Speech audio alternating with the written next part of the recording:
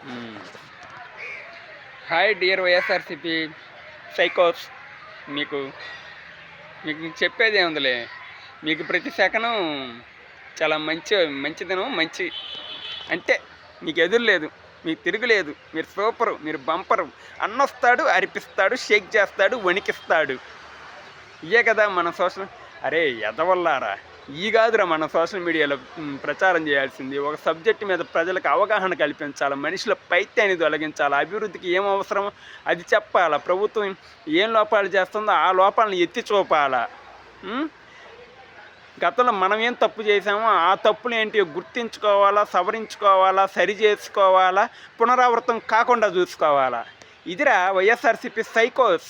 మీకు ప్రత్యేకంగా నేను చెప్పే పని లేదు. ఇవన్నీ చేస్తేనేరా మళ్ళీ మన అన్న అధికారంలోకి వచ్చేది. అసలు మన అన్న అధికారంలోకి వచ్చినా మనకేం ఉపయోగం రా? మనం పల్లకి మోసేవాళ్ళం, అన్న పల్లకి మోసేవాళ్ళమే గానీ అన్న